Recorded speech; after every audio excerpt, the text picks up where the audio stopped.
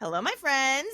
We are here with a special guest today to talk about menopause and perimenopause and PMS and all of the things that those of us with a uterus must deal with. So let's welcome our guest, Amita Sharma. She is the co-founder of Nourish Doc, a global holistic wellness platform empowering women to manage their hormone transitions from PMS to postmenopause with education, support, and evidence-based therapies. So welcome, Amita. How are you? Great, great. Thank you so much, Heather. I love the work you're doing, the passion that you're bringing You. on this topic that's got stigma attached to it, taboo. We don't want to talk about it, even though we're It's so living in this goofy. I know. chat GPT world, AI world, and we don't talk about this. It's so even like it won't even let you talk about menopause or sex or either. No, that's so insane. I You know, convince it. I usually find a loophole and convince it. I'm like, this is for work. This is a professional context, and then it's like, oh, okay. Now I'll let you talk about it. But I'm like, it shouldn't have to be jumping through hoops. Like everyone has a body. Like I think that's the thing that drives me crazy. It's like we all exist because of sex. Now that some of that's changing with IVF and stuff, but most of us who are, middle-aged these days, yeah, yeah. exist because of sex, and we all have bodies. And I'm like, what is this weird thing we have where we're like, let's just like not talk about sex. Let's not talk about like periods or hormones or menopause. Let's just like go through it blind and like hope, cross our fingers and hope it goes well. I know It's it's so crazy. stupid. It's so stupid. But it's very exciting that like I mean, I'm sure that's literally why you've developed your platform so that we like Mhm. don't have to go through it blind. So, can you tell us a little bit about because you mentioned before we hit record, you're like, well, I'm not the expert per se, but I've interviewed like so many and I have this platform. So how did you what was your career path like to get to this point? I was working in high tech and doing Oh, product management companies like Walmart and oh, Western interesting. Union and some of Okay. these companies and managing some of the engineers since I was in product and Mm-hmm. and I was going through perimenopause journey. I didn't even know the word perimenopause. I think, Yep. and I'm having strange things happening to me every single day for lack of focus, productivity, all of the things that you think Ugh. of, it was happening to me. I honestly did not understand what the heck was happening. I went to medical for help, Mm-hmm. antidepressant, pretty standard thing. Nobody told me anything about HRT, nothing. So I'm like a silent kind of a soul survivor here trying to survive. I know. I I'm, hate that. I'm telling you, it's so bad, so bad. I seriously ended up quitting my full time job. I became a consultant because Mm-hmm. full time jobs are like 24/7, pretty much, in the sense Okay. like you're supposed to work after hours too. I Yeah. couldn't barely could handle the hours. And so that was my kind of an intro to perimenopause, Okay. menopause. And few years back, 3, 4 years back, I just started thinking, COVID time. Yeah. I always believed in the holistic part of it. And I say, you know what? This is something I'm passionate about. Why don't I just start talking about with some of the experts? And then one thing led to another. Every time I talk to, especially a woman, and most of them are women mid-age Okay. who have had some kind of a medical condition and then they went into that this whole topic of perimenopause, menopause kept coming in. And 3 years back, we decided, 2, 3 years back, we're going to go deep into it. That people don't want to talk about it. Same thing what you just said. It's taboo. It's I got know. stigma, and it is a big part of our life. And so many couples might be separating or getting divorced because of this reason. That's crazy. Right? I mean, it's a Yeah. fact. I'm bringing it out because I read somewhere in UK and US, 60% of women who are getting divorced are going through perimenopause, menopause journey. And Really? I yeah, never knew that statistic. So it's like specifically happening during this time of life hmm often. yeah, yeah, Okay. exactly. Now you put two and two together. I mean, you Yeah. are the psychotherapist here, Yeah. but libido can go down or can go crazy up. I know. But I've seen both. so Yeah. what the heck, the vaginal dryness is happening. I mean, Uh-huh. body image is going out. You Yeah. suddenly you start putting on weight and you don't feel confident. All these things can lead up to so many complications in your relationship. Yeah. It's true, especially when you don't have the knowledge and the tools to deal with it. Yeah. It's like if there's some insecurities and maybe there's not a lot of, feeling safe to be vulnerable in your relationship. Maybe there's just not a lot of knowledge of, because tell me a little bit more, like what are some of the perimenopause symptoms that people complain about the most? So the people I talk to, pretty standard, most of the time it's like, you can't sleep at night. I had the same issue. Then when you wake up in the morning, you're all groggy, like your brain fog, right? Your brain Yep. completely fogged up. And then you have anxiety. Same with me. I had anxiety on borderline depression, I would say. It used to happen because you can't talk. There's no, what do you do? So you get into the dark circle sometimes, and then the hot flashes and weight. Most of the women complain about the weight and the bloating right around right in the tummy, that the weight doesn't go away. So these are the common and the irregular cycles, right? The perimenopause, when the hormonal fluctuation are happening, your mood swings going like crazy, like what, like Jim Carrey in the Liar Liar, that movie. I'm so bad at remembering movie details, but I'm sure I've seen it. Yeah. Okay, so in that movie, his kid, he's separated from his wife, and his kid always wants his dad, and dad is always late, and he's making up all kind of excuses, and he's lying, right? When he goes home, he's lying to his wife. I think it's Jennifer Aniston, if I'm not mistaken, and the kid, and he says, "You know what? I wish my dad stops lying." He sees a shooting star. Oh, okay. So after that, and he's an attorney, a lawyer, he's supposed to lie for his work, and he can't lie. And he was like, so what? That's what I think sometimes it happens to a lot of menopausal women. I was a quiet person. I'm telling you, I had so much problems in expressing my opinion, my voice. I literally did not have a voice. And suddenly, I was on the quieter side. Let's put it this way. So suddenly, so many women said, suddenly these words start kind of coming out of your mouth. You have no idea where. All these deep inside feelings start coming out. Like do you feel like there's something then where like when women hit 50-ish, they're like, I'm going to take up more space in the world? I wonder. I think it's if you ask me, in my case, I think it was all the pent up kind of, suppressed kind of feelings over the years, over the decades, I should say that. And I'm too scared to express myself, thinking that, oh, that person won't like me. Oh, I'll be judged. Oh, what would that, I had all these strange things growing up. I was a mess. Okay. And then suddenly, this whole perimenopause brought all these strange things out. It was like a cleansing, inside out cleansing. I'm telling you. Do you see that with other women? Because so you're running a community now, right? Like a platform for, Is that something other women experience too? Quite a few women told me that I don't care now. I'm at the point, the empathy part is out of the window.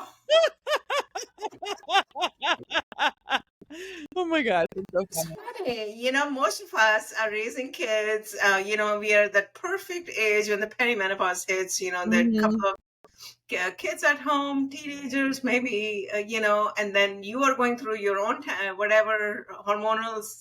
So there's too much hormonal shifts happening if you have girls. Yeah, it's interesting too, because I've asked my mom maybe just like once, like, how was menopause for you? And she had a pretty smooth experience, but she was a pretty young mom when she had me. She was like 25, so I was out of the house already, when she was going through menopause. So I didn't really get to like witness it firsthand. But so I bet there's a lot of people in my position too, where it's like you've never really had like a close up, view on like what happens in menopause. And so I would have to think, at least numerically, because they say perimenopause is like the 10 years before menopause. I would have to think I'm typically. I'm technically in perimenopause then. But the symptoms you've mentioned, I think, are so interesting too. So like, because they could be anything. So like for me, I'm kind of like, I've had some chronic health stuff anyways, especially with bloating. That's been just like a big thing. And I've kind of leaned more towards anxiety my whole life, more so than like depression. So it's kind of like, how do you know if it's just like lifing, or if it's actually like perimenopause and your hormones are starting to change. And like maybe there's something you should do about it. No, your cycles, right? Your menstrual health is sort of like a mirror in the sense like Mhm. your cycles are going to tell you you're going to have irregular cycles. That's what most of the experts I have talked to, they said the first thing that happens is your menstrual cycle is not going to be around the clock. It could Mm. be shorter when you're in your earlier perimenopause, which I don't That's know what's which happening day. with mine. Yeah, I used to be more like 30 days. Now I'm probably like 26, 27. So it's going to start doing 21, 15, something like Oh, that. wow. And it used to happen to me. And then as you start inching towards menopause, it goes Mhm. further apart because now it's going to stop, right? Interesting. So Okay. then what happens is typically it'll be after 2 months or 3 months or 6 months. Okay. Eventually, when you haven't had your period for 12 consecutive months, that's the Right. official definition of menopause. Mhm. Then you're technically, that's your menopause birthday. You haven't had your period for 12 Your consecutive months. menopause birthday. I Yeah, mean, people should celebrate it like a birthday, you know? But I like actually what you just said because, like, you know, we've talked about menopause a little bit on the podcast, but what you just said about first your periods are going to get shorter, then they're going to get longer, then you have like the 12-month countdown. I like that idea of someone laying out like here's the timeline of like what to expect and like here's the phase where you might want to like do some kind of hormone therapy. Like, and I know you're not a doctor, so you can't like tell people exactly what to do, but just the idea of like here's the phases you might go through so we can adjust our expectations and like what we are going to see at each phase of the journey, you know? because, I think in the United States, we are still learning. The perimenopause is not even taught in medical schools, by the way. Doctors have told me, I mean, I should stop being surprised. I'm going to be like, what? And then I'm like, wait, I'm not surprised because my episode on the clitoris, it's the 5th episode of the podcast. I had 2 doctors Mhm. separately reach out to me and said they learned more from my podcast episode, which by the way, it was like audio only at the time. Oh No, my God. I didn't even like do any diagram, nothing. And they're like, I learned more from the podcast than medical school. And I was like, holy crap. So like people, I think there's sort of this like glorifying of doctors in our society and even mental health providers. Like, oh, they know everything. And I think it's a good thing that like society is starting to question conventional medicine and conventional mental health. And it's not that, you know, we experts don't know anything, but we know some things, but none of us know everything. And I think it's so Yeah. important that we're our own advocates. Yeah, but it's a bit of scary if you go to OBGYN and she hasn't been taught about perimenopause. All she's been taught Yeah, about is fertility. yeah, Like, oh, well, she's supposed to be right. And now I think they're yeah, trying to change it. Robert Kennedy and yes. some of the other guys, they're trying to That's change this whole encouraging. education. They are. Okay, So that's going to, who knows? It's going to take a little time. It's not going to happen overnight. right. But suddenly now the menopause is being discussed by, Gwyneth Paltrow, I Oprah, Halle know. Berry. I Yeah, saw Oprah had a special on it. I was like, yeah. yes. She's past menopause, right? She's Yeah. 71 years old. She never Mhm. talked about it when she was going through it about a decade back, Mhm. 3 decades back, if you think about it. At that Yeah. time, it was not cool to talk about it. Yeah. But you're right. It's like when we talk about the fact that our body is going through all these changes. I mean, sleep, I think, is one of the biggest things for our health. Yes. So sleep gets messed up. You're more anxious. So your physical and your mental health are messed up. You're having hot flashes. You're probably having an experience of loss of control of your body. You know, we also are just taught that like, you know, women are supposed to be like young and thin and have no wrinkles and that's what's attractive. And so then you're kind of having to like reconceptualize everything. Maybe your shape is changing and then you're not informed. So you're like, what are my choices even and what can be addressed and what can't be addressed? And yeah. And so then to think about trying to have a great sex life during that phase or just a great relationship even. Yeah. I mean, that statistic you mentioned about divorce is so interesting. But yeah, I'm curious. So, do you and does your platform? And by the way, tell us a little bit about the platform because I keep referring to it, and I feel like we need to explain what it is. So, tell people about what it is that you do now. Yeah, so so we've been doing this different lot of webinars, workshops for the last 2 years, 3 years. Now we decided to come out with an app. Now the app and the thing is actually going to come out in August. We are doing the final QA, but Okay. during the app, basically the platform, the way it's designed is the first step is the self-awareness, self-education, laying down the foundation of all the Okay. things because there's so much cloud and confusion. So the self-care is sort of like we have about actually 40 plus programs within the Oh self-care my based on, gosh. yeah, it's huge. What is your platform called, by the way? It's Nourish Talk right Your stuff. now, but we Okay, haven't perfect. named the app as something fancy for now. But Okay, cool. right now it's called Nourish Talk, and depending on which stage you are, what age group, and what kind of issue you have, we will put you in the right kind of a program, so to speak. Very And cool. then and it's very very deep. It's not like just a fluff. These Yeah. are all the experts, right? As I said, we have 600 experts, and these Oh are my god. experts talking. It's Okay. not like a AI driven or something like that. I So like the no, diversity of experts too, because like yeah, we said, yeah, from all over the no, world. yeah, no one person knows all the things, and so the Mhm. only way you're gonna get really a comprehensive education is by doing that. Very cool. Yeah. Especially in UK, they're very, like I said, they're very advanced on the HRT. In fact, I interviewed this morning a nurse practitioner, and she was telling me about the HRT, and then they know better than us in United States, as an example. And then some of the Interesting. other topics are better understood by other countries. So Okay. we brought in holistic experts from Yeah. different countries. But majority of them UK, US, Canada, few from Mhm. India, the yoga, the breathwork kind of a things, and Oh, some cool. Ayurvedic stuff, and Wow, very Australia. holistic. Love it. Yeah. Yeah, and So how much does sex get brought up in your community? Like, what are some of the things people say about sex sex is maybe? big, right? Because this Yeah. is something women feel that they cannot talk openly. That's the Mhm. problem. Mhm. Even in Facebook groups, I don't know, I haven't seen much of talk on this. I've joined god knows so many groups, Yeah. because I think Facebook kind of has this filter if you use the word sex or menopause. Did Oh, you know yes. that? 100%. Yes, I get censored everywhere except for Yeah, they podcasts. censor. Podcasts are the only place you can speak freely. Exactly, Yeah. exactly. You cannot, they'll ban all the ads. They banned us. We Yeah. were trying to do something completely. I cannot run any ads on Facebook using Yeah. my personal account because they Mhm. banned me.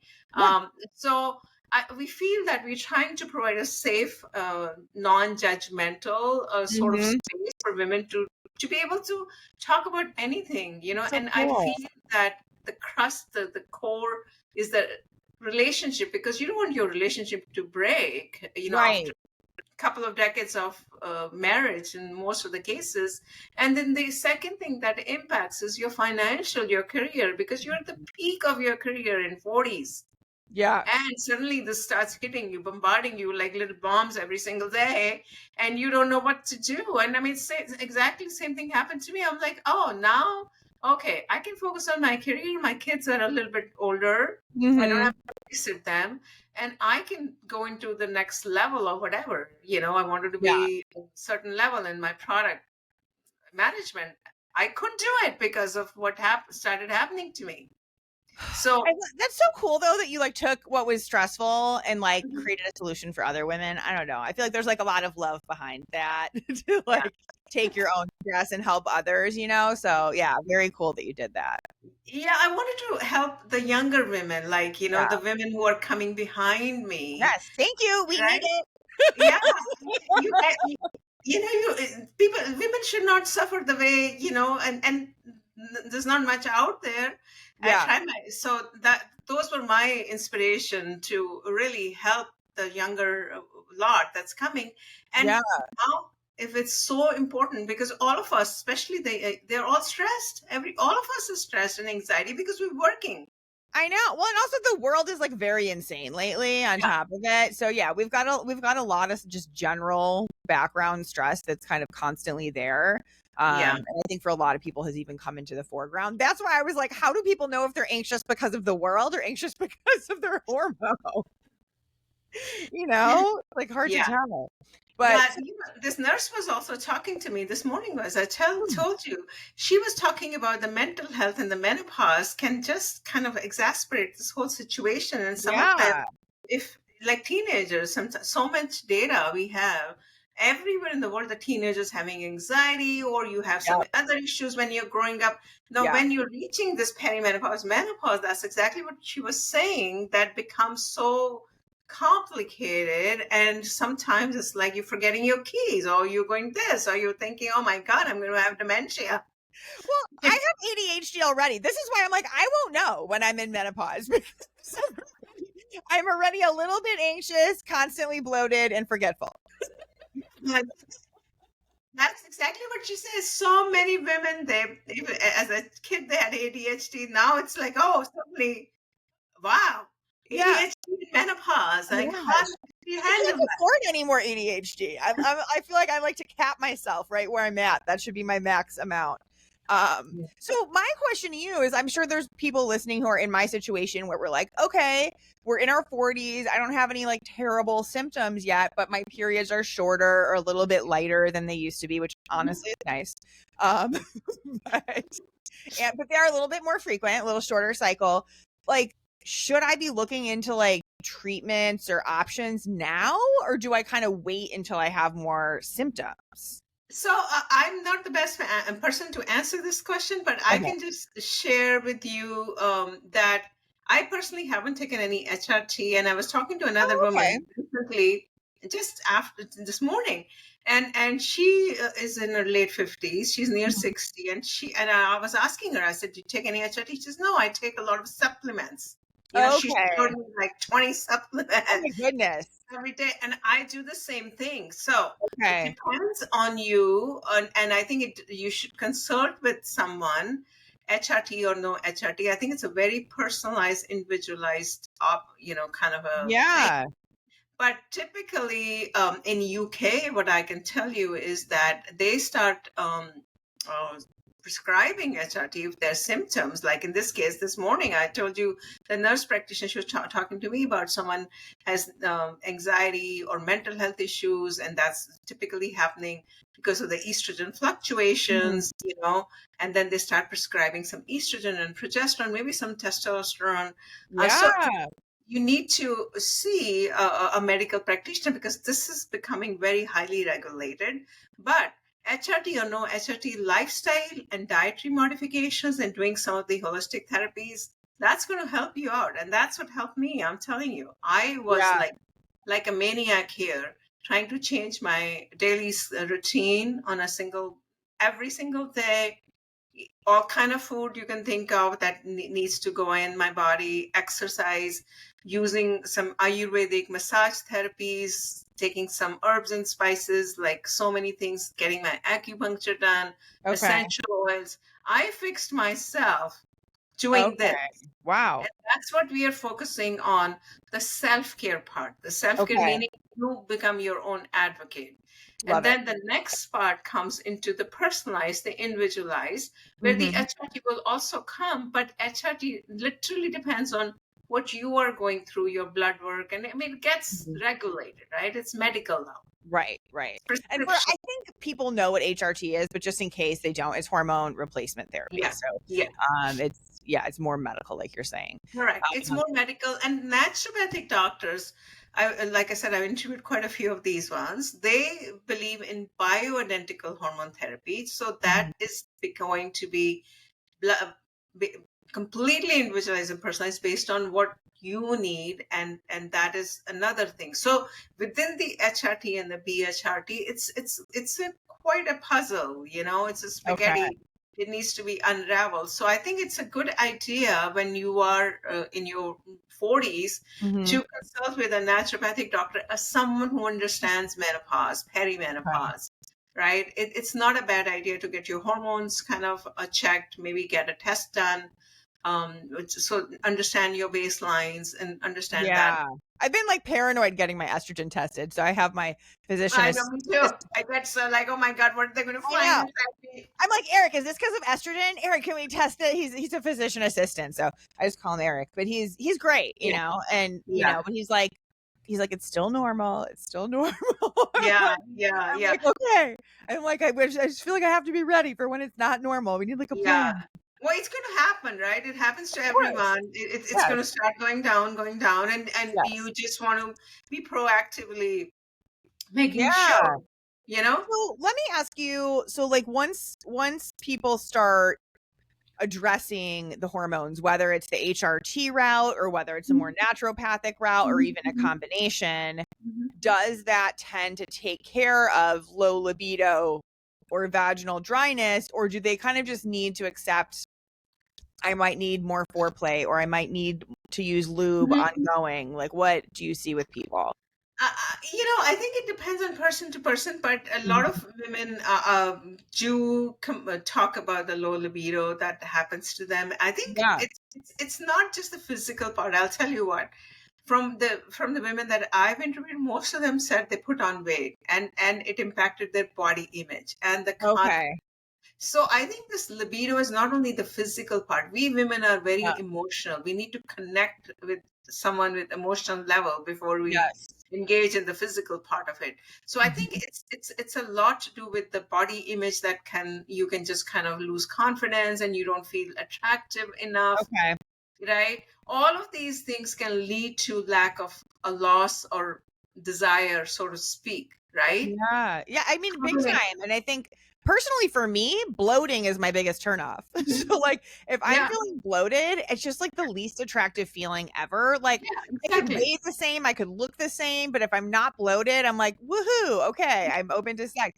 But if I'm like, okay, my stomach is literally like distended. Like I Yeah, just don't feel good. So I yeah. think there's that, and then yeah, body image can go with that, with the weight gain, Mhm, with the bloating, with even mhm. just aging in general. But it's also its own separate thing, where Yeah, exactly. yeah. Bloating can be, I get the same issue, but then I have to literally see sort of like what are the foods that I'm eating is causing bloating. So I've nailed it. I've Mm, nailed it. Like, nice.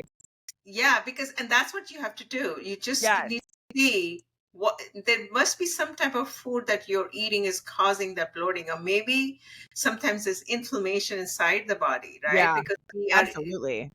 so many insecticide pesticides. So Ugh. what I end up doing is when I'm having that, I go on 3 days of mono diet, sort of like a very simple Oh, soup, yeah.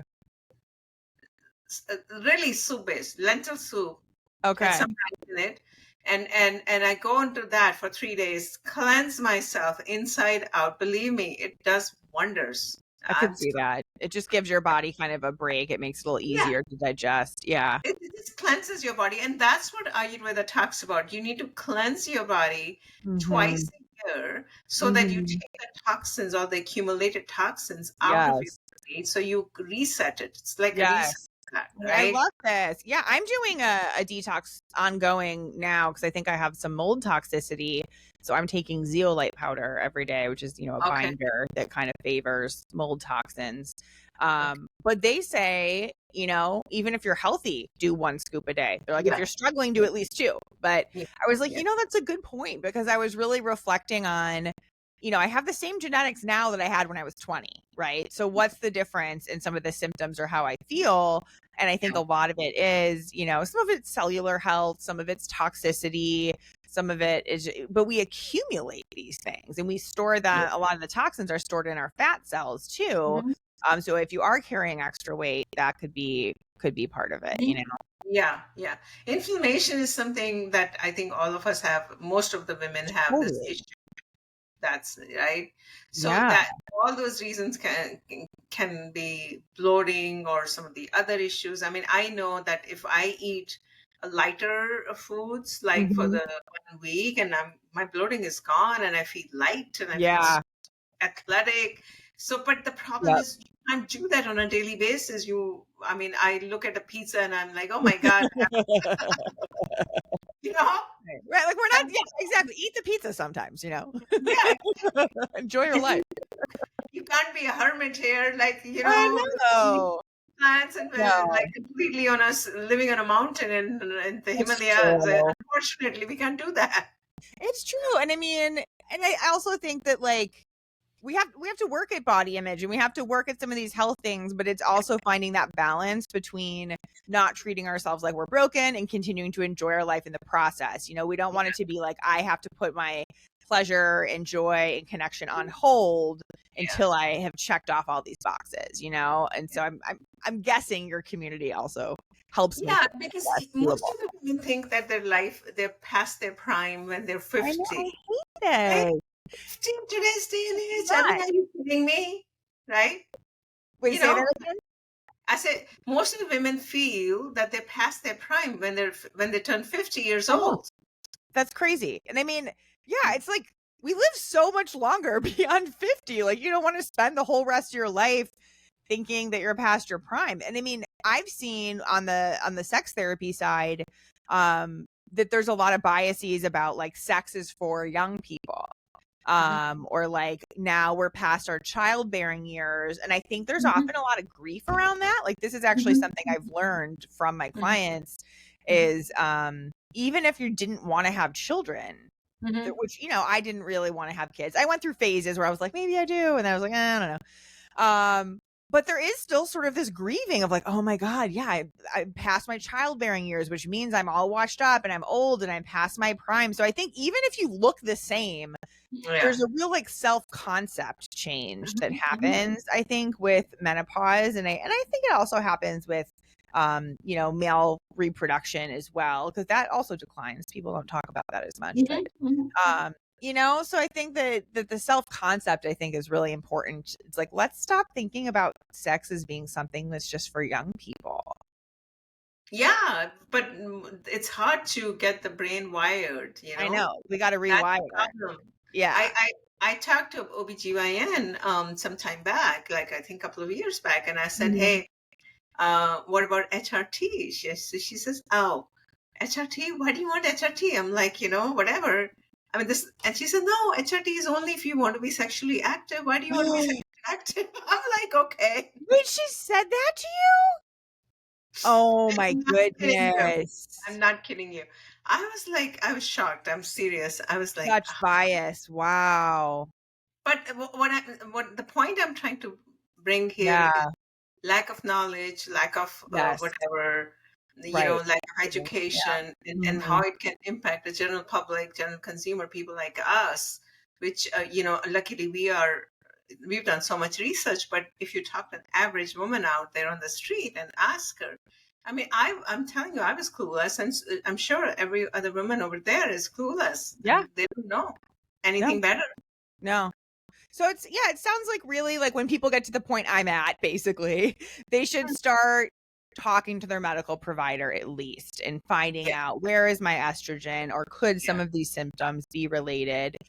yeah. And I'll also mention to people that you know both estrogen and testosterone tend to support a healthy libido. Mhm, So like you said, people might replace estrogen, but they might also replace testosterone. So mhm, everyone's makeup is different, everyone's mhm, genetics are different.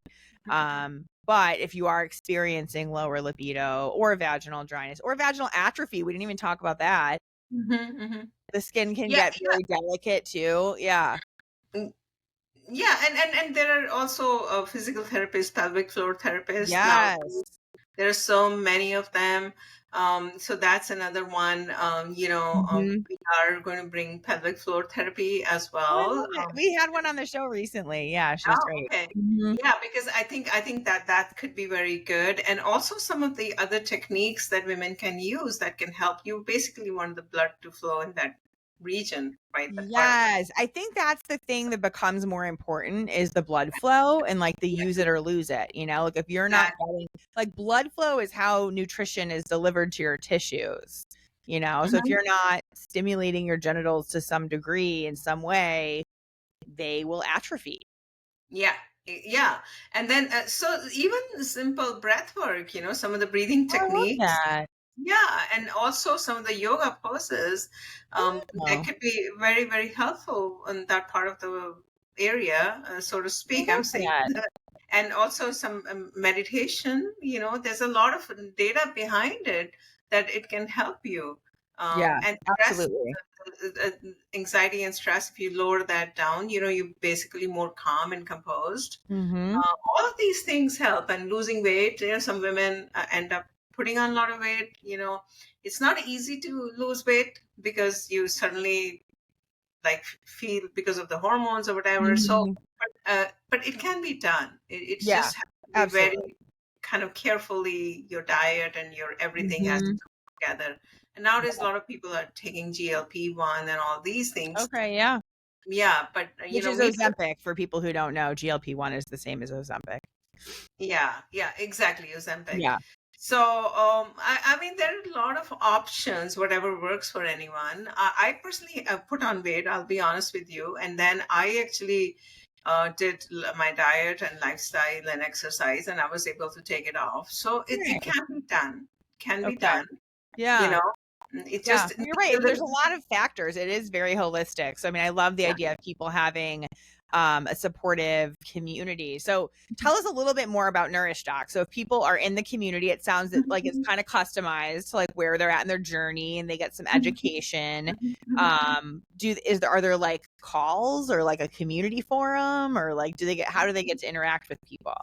Yeah, so the idea was to offer them the self care, which I explained earlier, and also give them the tools on a personalized level that they can monitor some of the symptoms. We have Hmm. a lot of symptoms that they can monitor, simple gratitude journal, stuff like that. Okay, cool. Those tools, so to speak, what we call them tools. And Hmm. then there's the community part of it where they can interact with other women. We are also going to make it culturally sensitive if women want to Oh, enter it, cool. because the menopause is different for as per different cultures, Hmm. believe it or not. So the community part is definitely a very integral part of the whole thing. Yeah. So yeah, so the idea is to not only educate what I talked about, the self-care tools, which we have over 40 plus programs, but also give them personalized tracking tools, so to speak, right? Track your Hmm. whatever, so many things, and then also give them the community support like peer to peer. At the same Yeah. time, also give support from the experts, because if I want to say I am having whatever, I want to talk to a pelvic floor therapist as an example, I should be able to do that. So Right. trying to put all these pieces together, Love and that. and Yeah. then bring it Yeah, like to, the one-stop shop for menopause. yeah, it's exactly a one stop shop, so to speak, a platform where you can go and ask all these questions without being judged, That's so without being nice. feeling scared, and also get your peer to peer as well as your expert support. So it's Yeah. both ways. You need both. I think I you need, agree. right? I agree. I was having a talk with a client yesterday who's going through a lot. Mm-hmm. Um, and we've been working together and have a great relationship, but I was also like, do you have friends you could talk to about this, Yeah. Because it's different. And I agree. You need both. Like you want Yeah. kind of the more outside professional Mm-hmm. objective point of view, but then you also want the point of view of people who like know you more in your day-to-day Yeah. life or who have gone through similar things, and can kind of speak more to the personal side. Yeah, yeah, Yeah. yeah. I think because having support of your friends, family on an ongoing basis, or Mhm. talking to someone, there's a lot of data that talks about how the anxiety goes down, all those things, Yes. and it helps a lot. And that's what, when I was talking to the nurse practitioner, she was telling me that most of the clients that she sees, they complain about it, that we don't have anyone who can listen to us, and most of the doctor appointments are in and out. They don't have I time know. to listen, Yeah. right? They just go, okay, I've got 5 minutes. They have 7 minutes, seven Yeah. minutes. That's it. So what do you do when the medical fraternity is not listening to Yes. you? They don't have time to listen to Right. you, Well, and this is right? why I think solutions like yours and like, I no longer participate in the insurance system Yeah, as a provider or as a patient yeah, for the reasons you just laid out because yeah, yeah, it's very problematic, I think, and they don't treat providers or patients very well, if yeah. you ask. No, no. So So yeah, that's part of why I don't participate. But then I think it does lead towards, people like us being a little bit more innovative and like, okay, how Yeah. else can we help people? Yeah. What are Yeah. solutions that are going to work? Exactly. And Yeah, at the end of the day, you have to make sure you serving the human part of it, right? The wellness. And it's very, absolutely. very, oh my God, it's a huge responsibility that, Love so that. what can you do the most? What can you do the best, right? Yes, absolutely. Thank you so much for just sharing about your journey, kind of personally and professionally, and about the Nourish Doc platform. And if people are curious to either connect with you or if they want to join your platform, what is the best way for them to reach out and connect with you? Yeah, right now the best way is to go to our website, Okay. www.nourishdoc.com. Okay. We are, like I said, the app part is coming out end of August. But Exciting. yeah, it's very exciting. And so just go to our website for now. Okay, I love that. Nourishdoc.com. We'll link to that in the show notes as well. But yeah, thank you so much for being here, Amita. This was a lovely conversation, and I can tell just like how genuinely passionate you are about this subject. So thanks everybody also for listening, and we will catch you in a couple weeks on Ask the Sex Therapist. Bye, everybody.